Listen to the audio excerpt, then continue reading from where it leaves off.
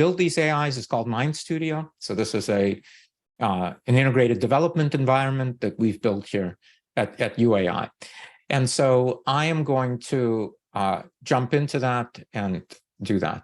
And so you can just go to mindstudio.ai or ai.mindstudio. Let's see, I'm just going to go to YouAi. You can go to YouAi as well. Okay, and so when you get here, this is, as I mentioned, think of it as like an app store for AIs, powerful AIs to do all kinds of things, train them for your personal needs. You know, it takes less than a minute. And so this is for consumers to be able to find the AI that might be interesting for their use case and to use it. And they're organized in these categories: tools for creators. As you can see, there's 18 of them.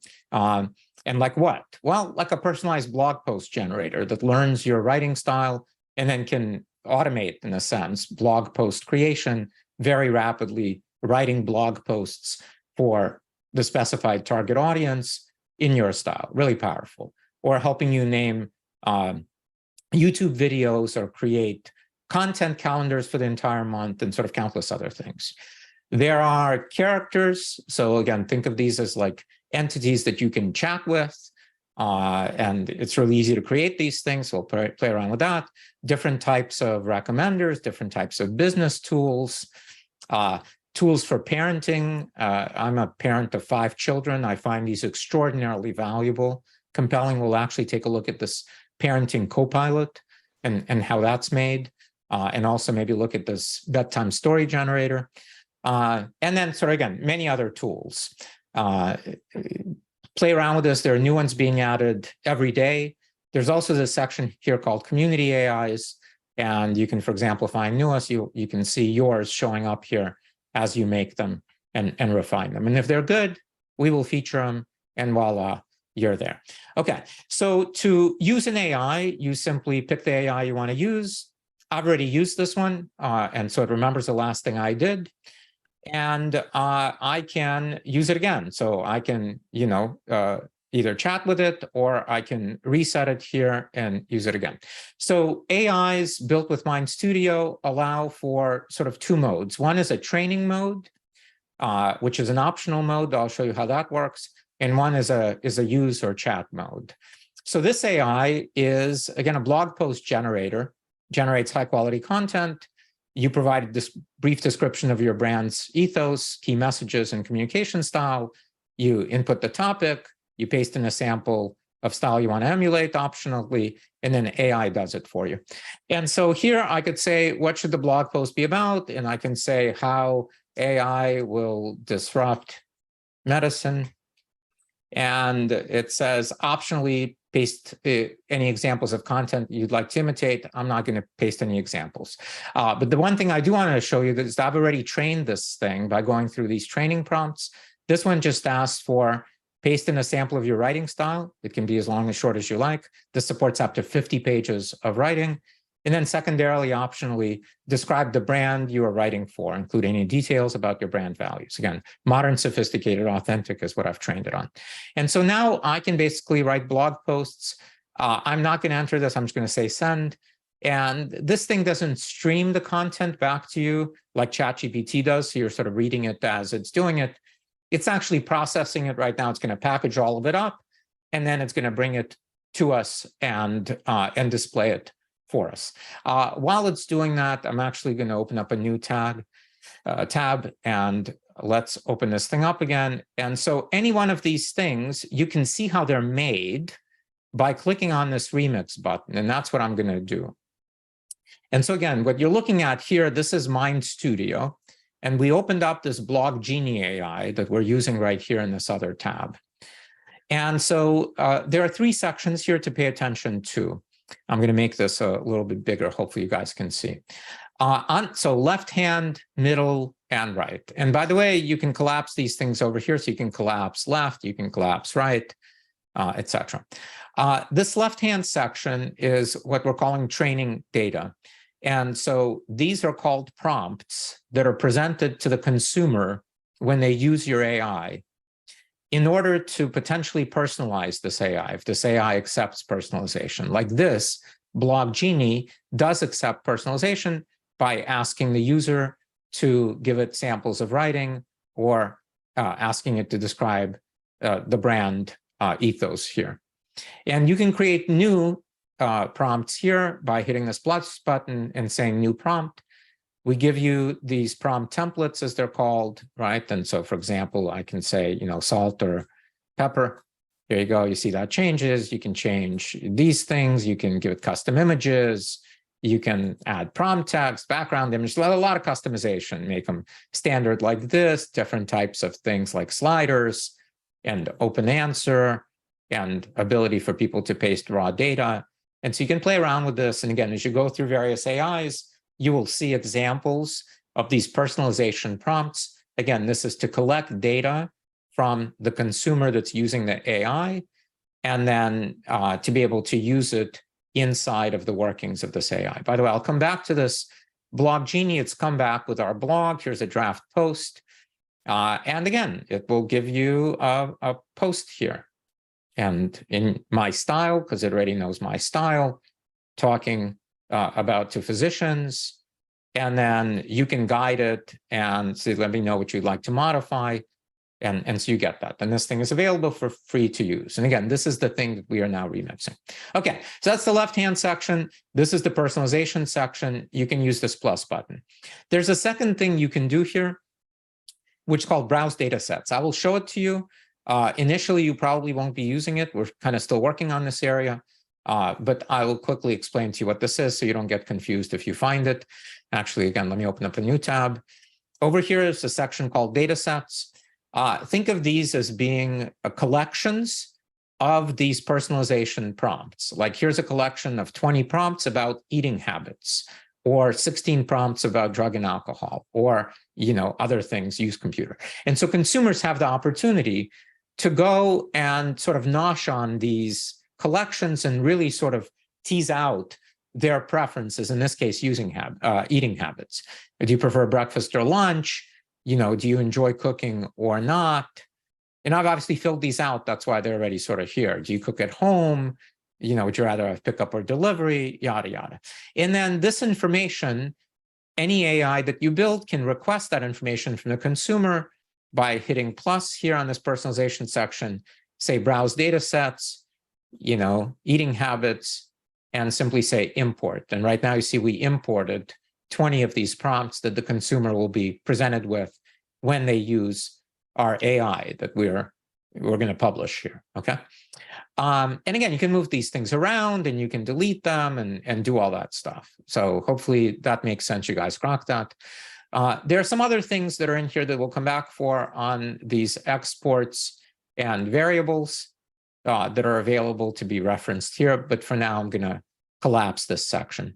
By the way, on the right-hand side here, we have a live terminal. So you can interact with your AI as you're building it. You can test it. You can do whatever. You can also take this and say preview draft. So you can engage with your AI in a separate tab as a whole AI and preview it. This thing is auto-saving all our drafts. And then when we get ready to publish, we'll publish. Okay, so I'm going to collapse this also. So this middle section, again, the thing that's in the middle has these multiple tabs. This one arguably is sort of the most interesting and important tab. I'm going to assume that folks will get muted. If you have questions, please ask in chat, and then Liz can interrupt me and ask questions. So it consists of these preamble, automations, prefixes, model settings, and sharing. Think of the preamble as being the place where you define what the AI does. These things, and this is all editable. Again, I made a copy of this blog Genie. I can now take this and I can change it any way I want. It's a copy of it. I'm just not starting from scratch. I'm starting from this blog Genie. So for example, I could take this and I could delete all of this. And so all of this is editable. And as you can see, by the way, if I select human, for example, I can also do multiple selection of human. So I could select all instances of human and then at the same time edit them. So for those of you that have written code before, you will recognize these kinds of features that are there. Okay, so as you can see, this doesn't look very much like code other than the fact that it's colored. It's mostly just plain English. And by the way, I will show you a couple of other AIs as well. And so you'll see how this thing is quite arbitrary. You can play around with this. You can call this thing system. You can call it assistant. You can call it Bob. Some of our scaffolds used to be called Luis because Luis was the first one that made them. So that's who this thing is. But as you can see, this says the system is a copywriter that assists human in generating SEO-focused blog posts in the writing style of human. Again, if we wanted to change this, instead of blog posts, we could change this to tweets. And this thing will understand that tweets are up to 280 characters and tend to have hashtags associated with them. And just by changing it to tweets, you would have created a tweet generator in a sense. Okay, great. Keep going. Human will ask system to generate content and provide information about their brand. And then it says, here's the human's writing style. And you get these two curly braces and context. So this is how we deal with variables. Variables are things that are sandwiched in curly braces, and variables are exposed by these prompts. And so this prompt over here exposes a variable here called paste a sample of your writing style, generally known as context. And so when I say context, instantly we get all of these things in context. I deleted, I think, the brand piece of it. Oh, no, here's the brand piece. Describe your brand that you're writing for. That is this brand variable over here. And this is now how you say to your AI, this is the human's writing style. It's going to come from this. And then this is the brand. And by the way, this context variable actually gives you everything that's inside of here. And so you get all of this here. You can just sort of call it out individually to clarify it for the AI. Okay, and then as you can see, set the output, and you can specify how the system outputs. Must always provide human with a blog post formatted in Markdown. For those of you that aren't familiar with Markdown, Google it. It's a way to describe sort of a document with bolding and italics and things like that, to mark up a document. It's called Markdown. And then also a blog generator in this case also renders a thinking overview explaining how it is for SEO. Okay, and you get the point. I'm not going to go through each one of these things. You guys can look through them all on yourself. This is really easy. You can cut and paste any of this. You can modify any of this, and there it is. The next section here is called automations. Again, if these things on the left is about the user, these things here is about what the user is trying to do. And so as you can see, you can add here by hitting these plus, you can create these multi-step workflows. This is the key thing here, more coming soon. There'll be many more of them, but these two already give you really huge power. One is send message, one is collect input. And so this is collect input. As you can see here, you can have either text, or you can give it a URL, or meaning the user can give it a URL, and we can go hit the URL and retrieve the content and then process it, or you can allow them to paste in a document. This one is formatted as text, and it says, what should the blog post be about? You remember that's the prompt we got here when we were using it. What should the blog post be about? And then it assigns it to a variable called topic. And then next it says, this is a document one, not text. It says optional, paste any samples of the content you'd like to imitate, assigns it to a variable called style. And then it uses, you see, these are two user input, this says user message. It then uses this user message to put all of this together. And it says, write content, include a blog post about topic, right? So that's what we collected here, topic. See this variable here? Formatted in Markdown, sort of restating what we already stated in the preamble. This is really optional to do here, but good practice to do it. And the thinking overview, again, sort of restates it. And then it ends on a chat, which means you can chat with it afterwards and ask it for clarifications or to change it, or you can simply end it. And if you end it, then it allows the consumer to create a new thread and do that over again. Okay, then the next thing here are something called prefixes. A prefix is something that you can add optionally. So when the AI loads in on the chat window piece, this will be the first message that will be presented. So it could say like, welcome to Blog Genie, or what are you trying to do, or whatever. That's where you would set that. And by the way, different models, we're about to talk about models, expose other types of prefixes. And so those would be enabled here as well. Then here in model settings, by the way, again, for most things, the thing you'll be playing with is the preamble and the automations. once in a while, you'll add this prefix. These model settings, we are model agnostic. I'm going to assume that all of you know what an AI model is. I'm not going to go into it. If you don't, just Google, GPT-3 or, Google Chat GPT or Google Anthropic Claude. So today we support these 5 models. The reason you would use Claude here, for example, is if you're dealing with very large documents that your AI needs to get from the user or generate extremely large documents, you should use Claude. Otherwise, you should consider using, GPT-3, 5, GPT-4. This parameter here, again, you can read about all of these things once you get going. And you get this little thing here that will explain it also. This is sort of a fraction from 0 to 1. Over here means your AI is very precise. And, over here somewhere, it means your AI is super creative, but it might not be overly precise. So it depends on what kind of an AI you're making. If you're making an AI that's a book generator, like the one I'm about to show you, children's book generator, great, you want it to be creative. It's not precision. If you're building an AI that helps people with their financial planning, you might want to put it lower here.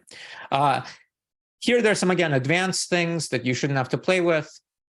The summarizer, I'm actually not even going to get into these things now because I don't want to confuse you. You can learn about them later. We'll send you links to all the documentation. You can find these things. And then finally, you can name your AI, right? And so whatever, I could say, call it tweet generator, give it a short description, give it a longer description, optionally give it tags. That's what this one has.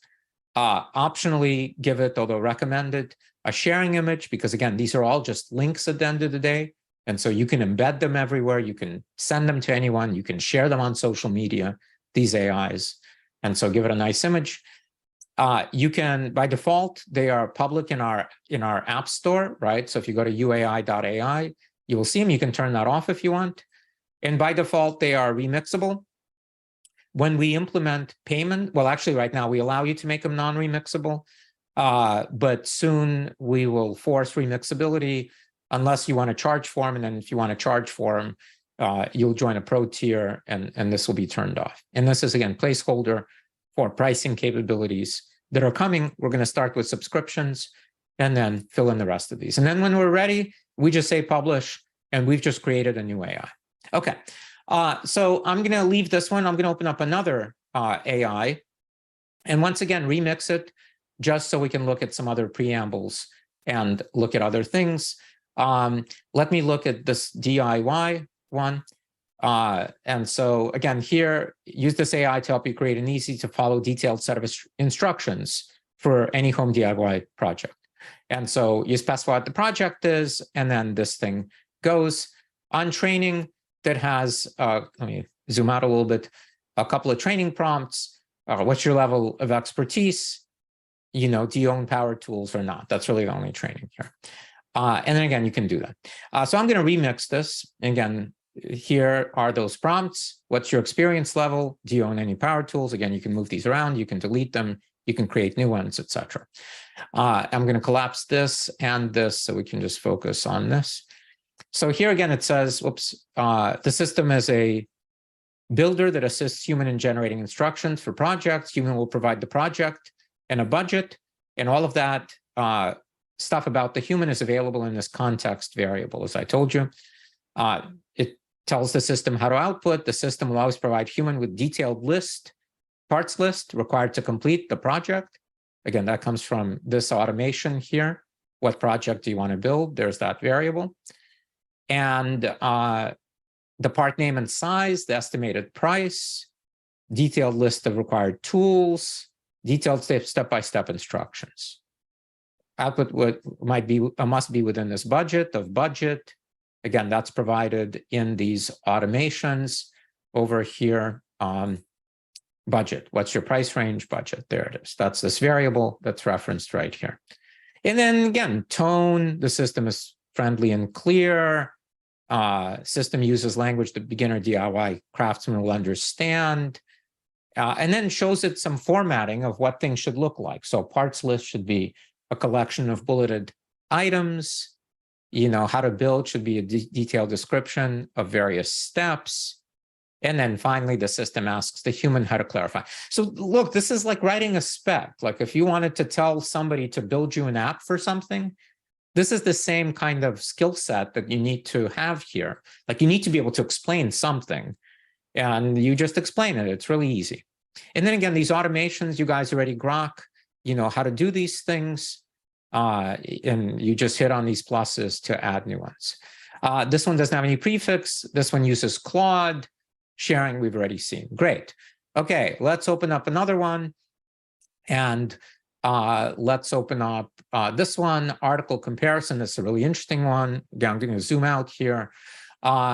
Reads two different articles and basically tells you what they would agree on, disagree on, useful for comparing news sources.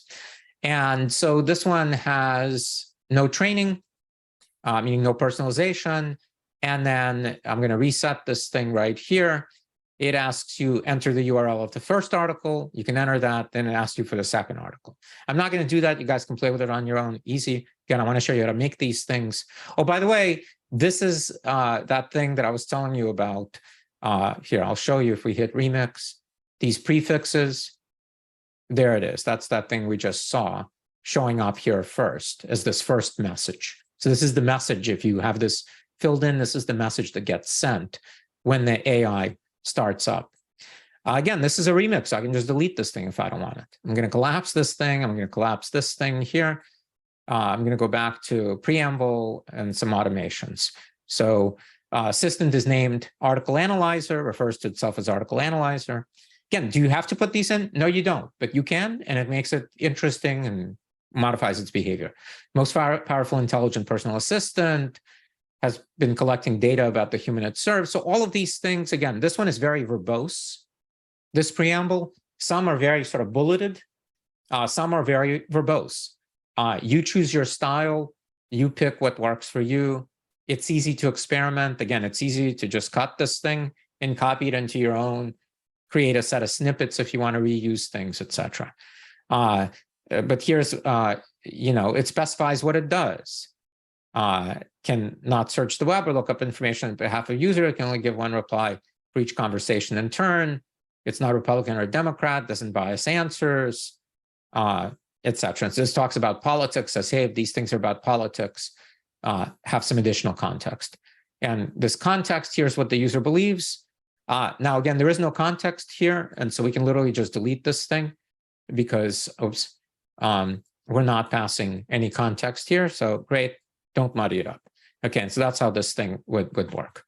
Okay, on automations here, this one uses this scrape URL. Remember text, scrape URL or document. Scrape URL gives it a prompt, enter the URL of the first article, calls it article 1.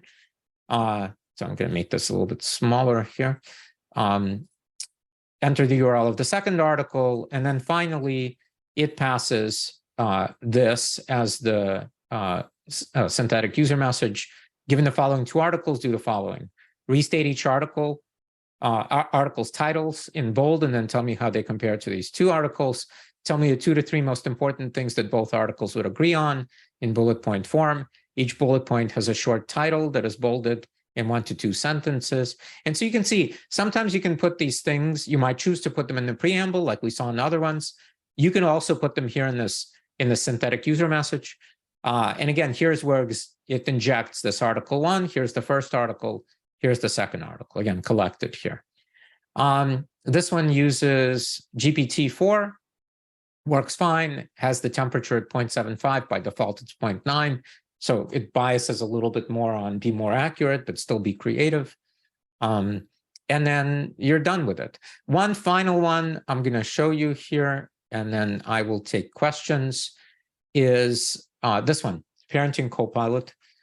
So again, I'm a parent. I have 5 kids, and I've read a bunch of books, scanned a bunch of books. Shouldn't say I read them. I have no room in my mind anymore for reading all these books. Parenting is sophisticated, art. And having recalling sort of best practices out of all these books is extraordinarily difficult. And so this thing helps. And so to train it, it has just one training prompt. It says, list the first names of your children and their year of birth, one per line. So these are my children. Diego, my son, and then my 4 daughters. Una, who's the oldest, she's 7, Noah's 5, and then Ozzy and Tova are twins that are here. And so it knows that about me already. And so now I can simply talk to it. And here I said to it, Una's upset that Diego's hitting her. What should I do? And it came back with, I'm sorry to hear that. Again, it knows how old Diego is. It knows how old Una is. And it gives me a step-by-step guide on what to say to them, what to do, and how to be a better parent. And it's sort of always in my pocket available for me. It's like having a professional, parenting coach in my pocket. It seems like this is a killer app for parenting. Let me show you how easy it is to create this thing. Okay. It has one prompt that we saw, which is, this one is out of a data set that I made, but the data set only has one prompt.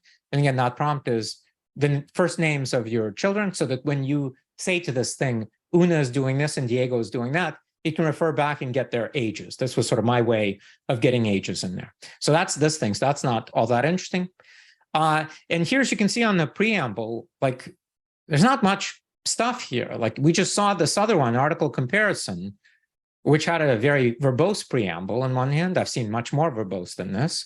This one is very short. It says, assistant is a parenting expert, utilizes all of its knowledge about parenting and acts as a coach advisor to parent, utilizes its knowledge of the parent's children in the context provided here. Again, that comes from the children's first names and their ages. That's the knowledge of the parent that comes from context.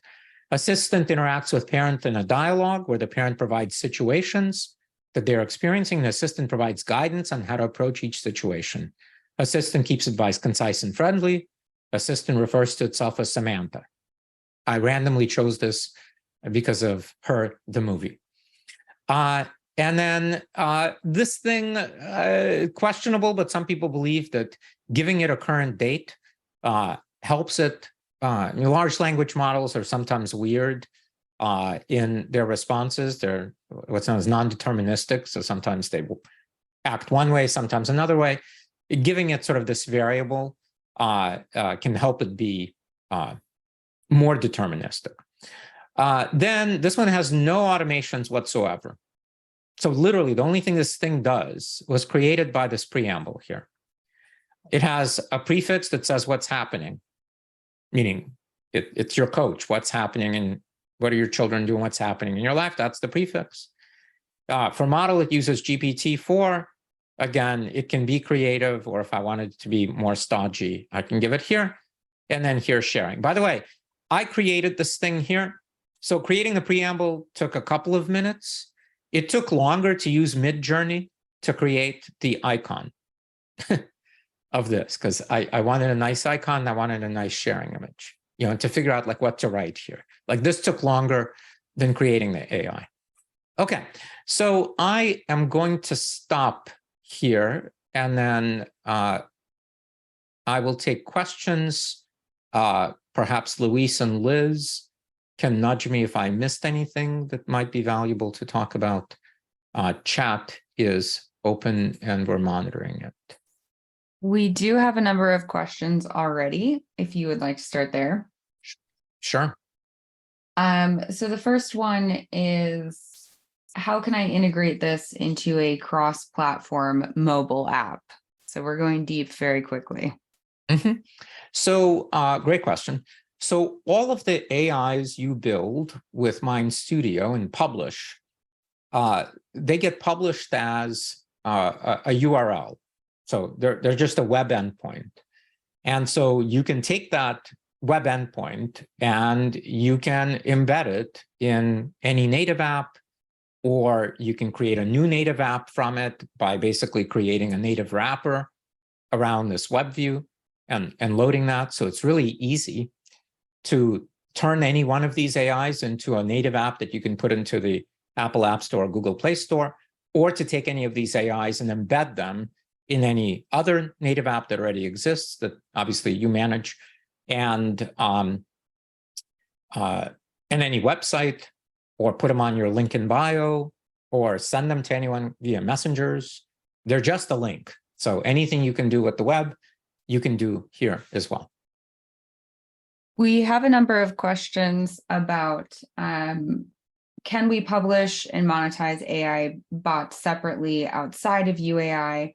And then, of course, a lot of questions about how much of a percentage YouAi would take and what those subscription overall fees will look like. Yeah, great questions. Thank you. Yes. Well, first of all, so today, again, you can take any one of these URLs and, they're kind of yours to do with them whatever you will. Today, they have our branding on them, and they require a consumer to create a UAI account, a free UAI account, to use them, right? So again, so that we can get this personalization data and associate it with their account and do all of that. We are working on what internally for now is called the Pro tier. And the Pro tier is going to allow you to do a number of things. And they will sort of come out in batches of features. So, but in no particular order, these are the ones.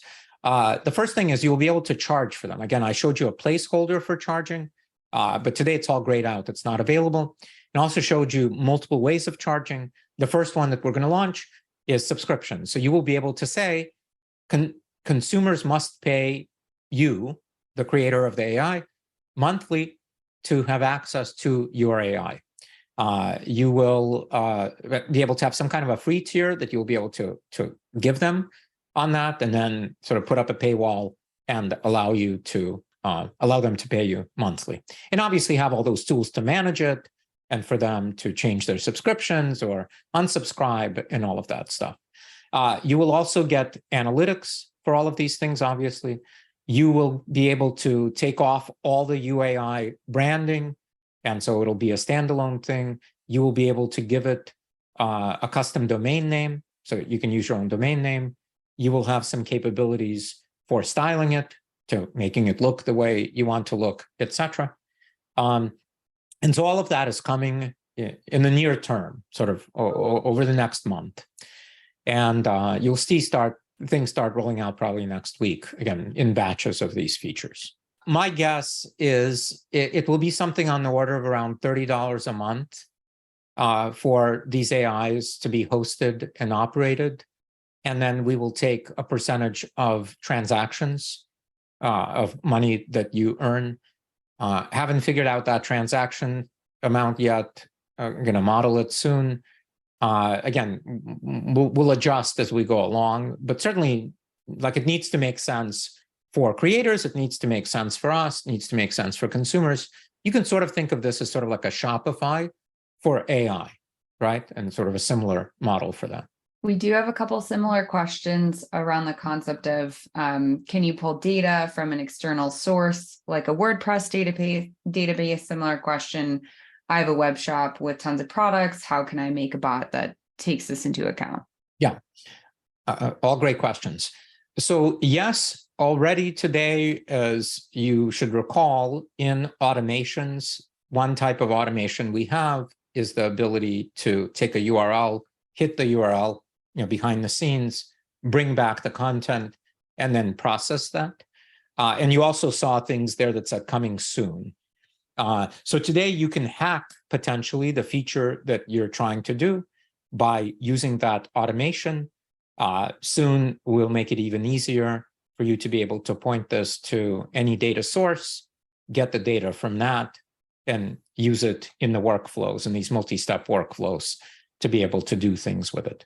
Have you read this one, Dmitry? Could I use?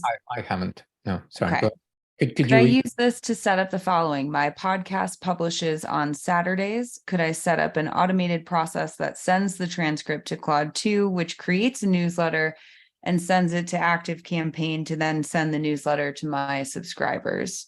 Or would I need to use Zapier to do this? Right. You could take Zapier and, again, integrate it with UAI, but yeah, a bunch of those steps today are not functions of UAI, so you could make us potentially part of the process, but you would need to use something else to do it.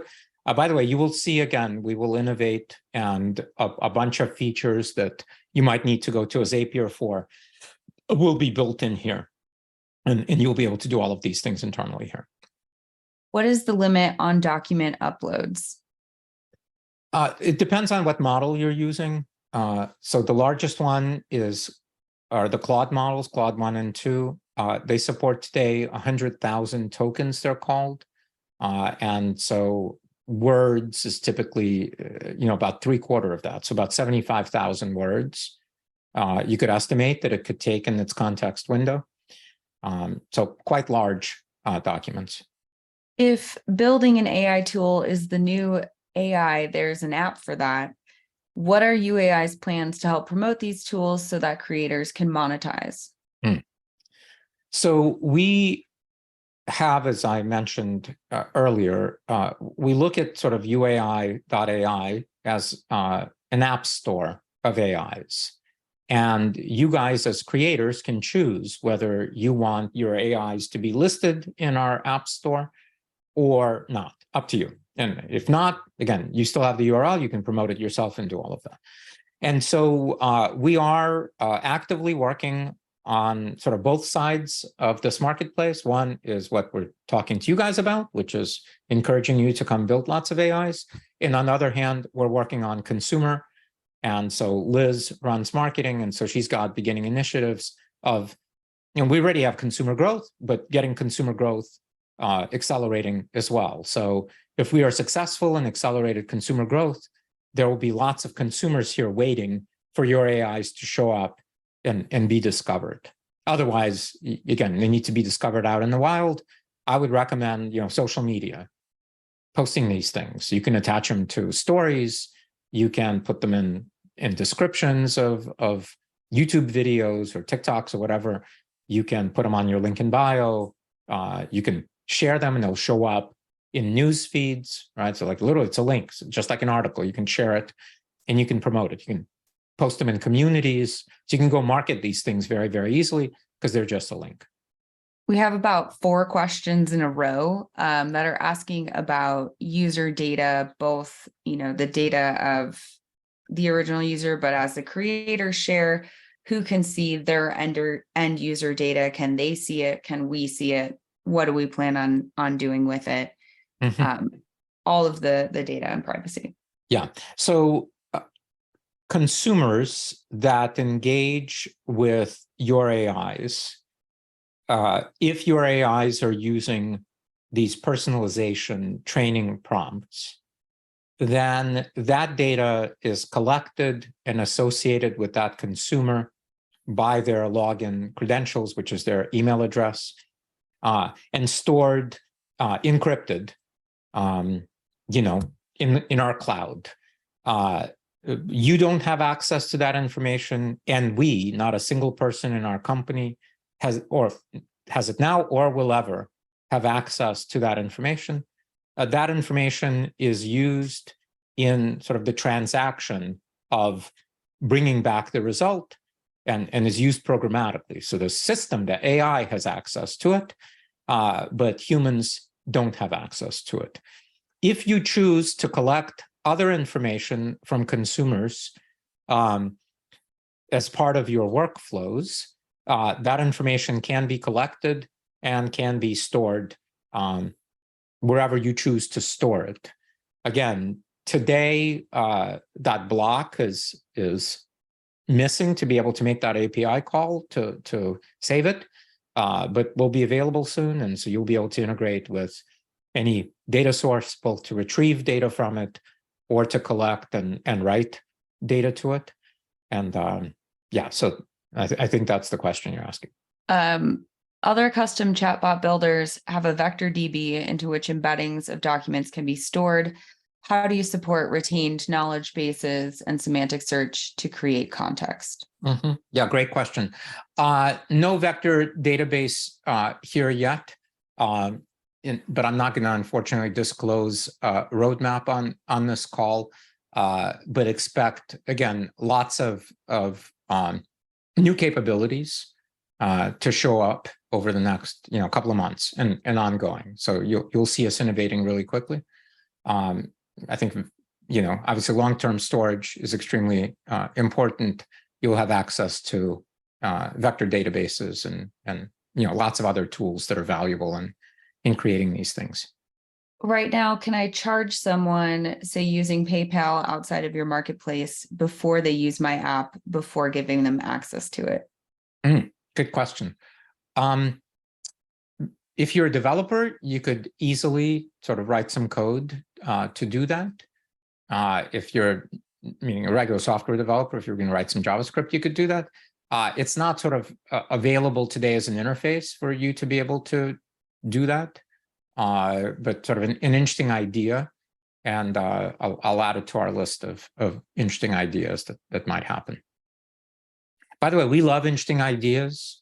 Again, you'll see that we're techies. We're going to innovate really quickly.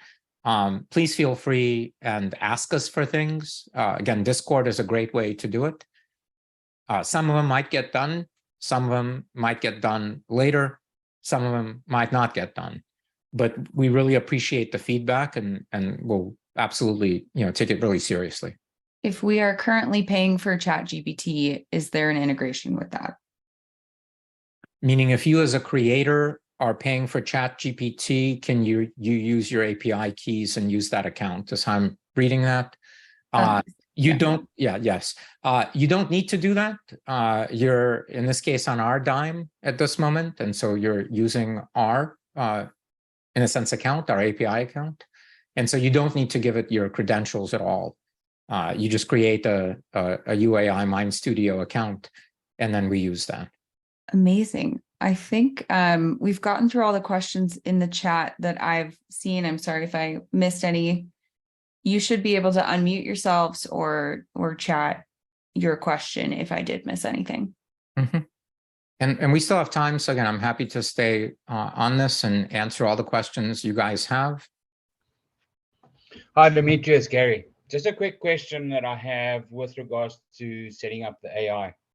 If I've got a reference document that with a whole lot of information about, say, a certain topic out there that has been researched and is like medical or something to that effect, if I want the AI to use that information, where do I put it? In the preamble, or do I create in the automation a text bar or a document type that I can reference, but that will be referenced for all all the things going forward? Sorry, so this is static information that you want to provide to your AI for your AI to use when it's serving consumers? Yes, that's correct. Yeah. So again, you can, depends on how big the document is. If it's some small things, you can do it in the preamble. Otherwise, you want to do it in automations. Great, thanks. Mm-hmm. We've got another and by the question. way, and if it's private information of some sort, make sure you turn off remixability so that people can't see it. Okay, thank you. Mm-hmm. We've got a question from Christian. What is your vision? Do you plan on integrating with larger apps like Midjourney and Zapier? Yeah. So the short answer is yes. You will be able to access language models. You will be able, which you can do already, as I showed you, there's 5, there's many more coming. You will be able to access diffusion models, so image models, video models, and really many other types of models that give all of us capabilities now. And so we want to make it easy for you AI developers to be able to, from within MindStudio, take advantage of automations, again, these multi-step workflows that I demonstrated to you. Again, there's that coming soon piece was very important. And then be able to, if your AI deals with images, be able to generate and retrieve images, or call third-party APIs, or do payments, or sort of other things that you will be able to do in creating your AI. So this is just the very, very beginning of what you're seeing. It's already extraordinarily powerful. Like, you can create countless applications with it, but it's going to get more and more powerful. And of course, as the AIs themselves, meaning the AI models, is there's innovation there, and that's only accelerating. Our vision is to take advantage of all of that, to leverage it, and to always stay current. So as all the AIs get better, and as there's more and more AI models available to you, we will have all of those packaged for you to be able to use and create these automations and package them as an AI for that, to leveraging all that power. Yeah.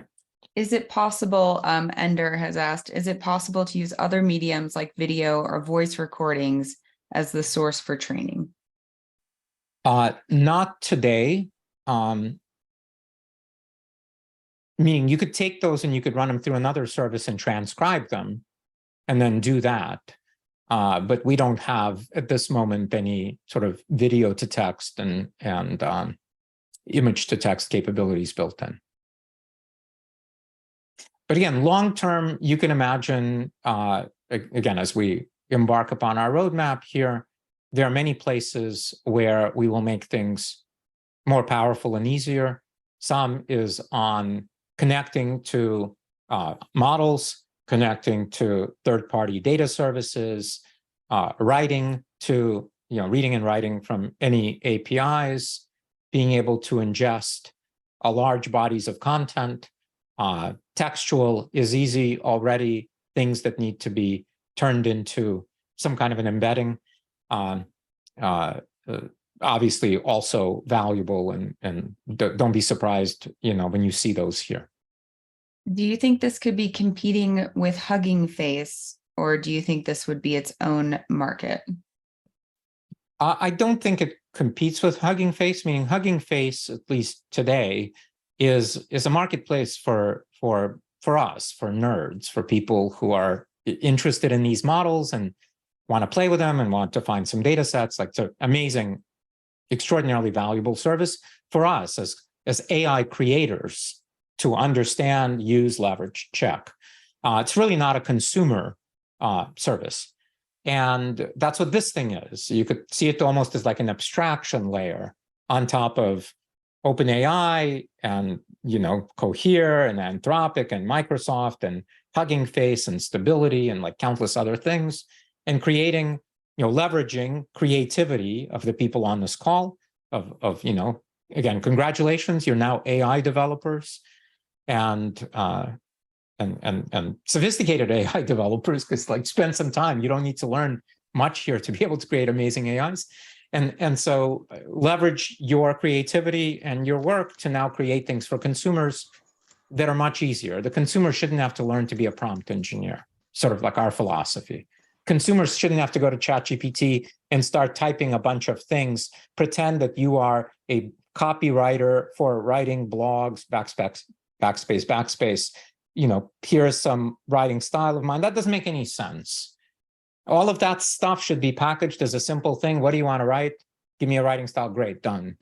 And so we, as prompt engineers, do that work.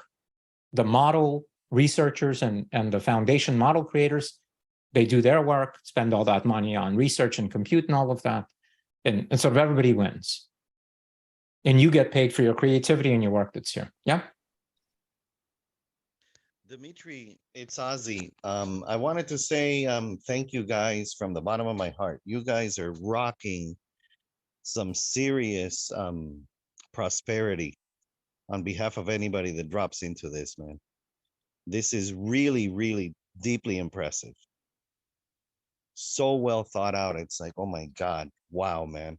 So big ups, and I am all in. And I just wanted to, again, just meet you at least through my voice, so you can understand how much you moved me when I heard you the first time at that podcast.